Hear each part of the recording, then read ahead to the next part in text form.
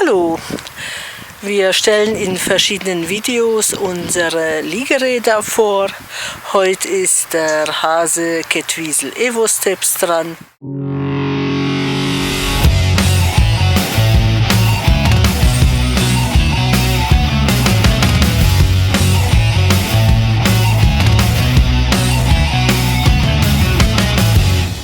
2018 habe ich den Hase Kettwiesel Evo Steps gekauft.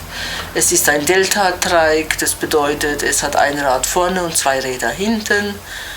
Es verfügt über einen Shimano E6100 Motor und ein Alfine Di2 Schaltung. Das heißt, es ist eine Automatik. Man kann also auch zwischen Automatik und einer manuellen Schaltung wählen, was ganz praktisch ist, wenn man beispielsweise durch Ortschaften fährt, viel schalten müsste, macht es das automatisch.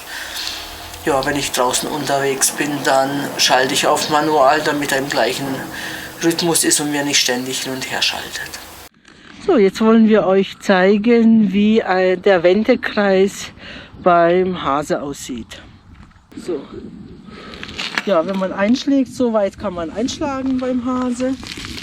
So, und wenn man wendet, sieht es so aus.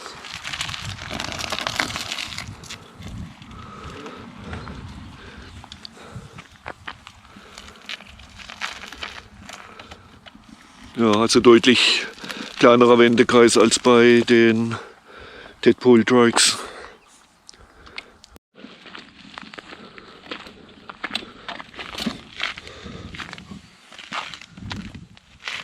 Also der Hase hat einen etwas anders geformten Sitz wie jetzt zum Beispiel der Azub. Man sitzt also aufrechter und man kann, soweit lang man das noch kann, so aufsitzen. Und ja, oder wenn man älter wird, kann man das Ganze hier auch so rumdrehen und bequem aufsitzen, wie in einem Sessel und so rüber machen. Das heißt, es ist ein Fahrrad, ja, das kann einem vom jungen Alter bis ins Alter hinein, wo es eben nicht mehr so gut geht, begleiten. So, das ist jetzt hier die Originaltasche vom Hase, speziell für das Fahrrad entwickelt. Man muss die nicht haben, aber praktisch. Das ist jetzt die größere Version, die wir auch zum Reisen hatten. Ja, passt einiges rein, allerdings zum Reisen war das Problem, es ist nicht ganz wasserdicht. Und man hat keine Fächer, das heißt, da liegt einfach alles drin und man hat eine gewisse Unordnung und sucht ständig. Was praktisch ist natürlich, wenn man einkauft, kann man alles reinschmeißen und man kann die Tasche auch runternehmen. Das macht man dann hier. So. Und hat dann im Endeffekt, wenn man das möchte, eine Trolley.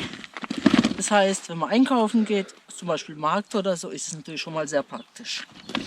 So, was man auch machen kann, ist an diesen Halterungen hier zum Beispiel eine große Ortlieb-Tasche oder wir haben VD, die großen Taschen, die könnte man jetzt hier befestigen.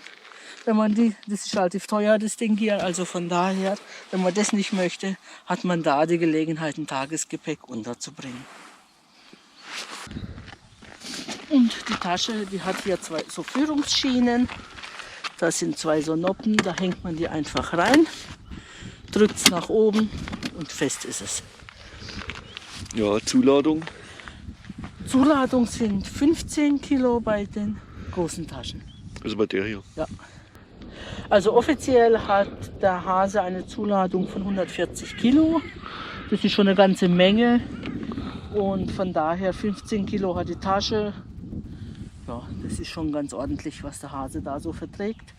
Ja, dadurch, dass er natürlich auf zwei Hinterrädern steht, ist es auch, wenn die Taschen voll sind, auch schon mal ganz ordentlich.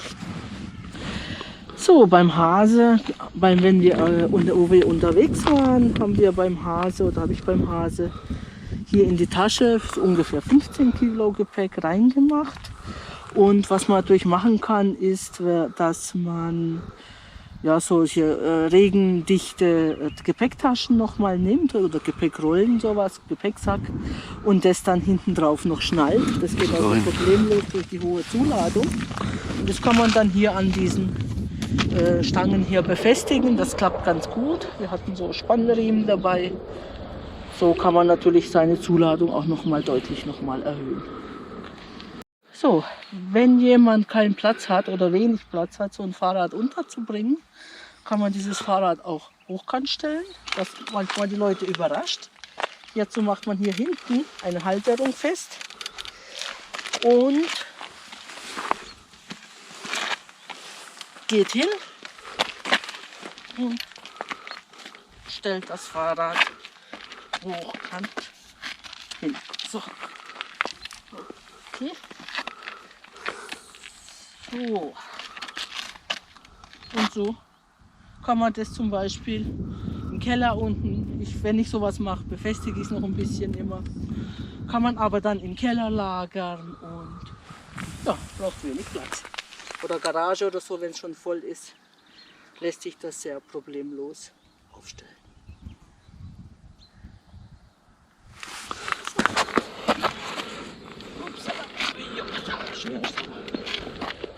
So.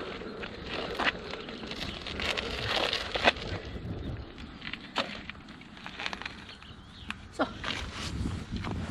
Man ist wieder bereit.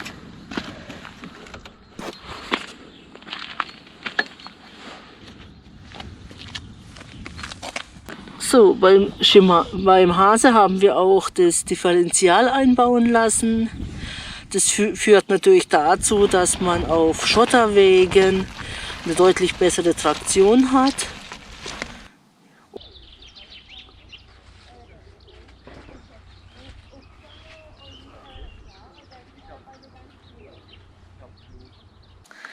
So, insgesamt lässt sich feststellen, der Hase ist ein prima Allround-Fahrrad. Ja, so für den täglichen Gebrauch prima, für kurze Touren auch.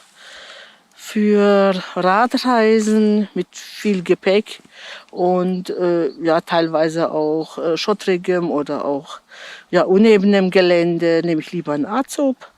Aber ansonsten, wie gesagt, für Wochenendausflüge, Einkaufen und all die Alltagssachen, die so anfallen, ist es prima. Also ich wollte es nicht mehr missen. Das ist ein Fahrrad, das kann einem durchs Leben begleiten.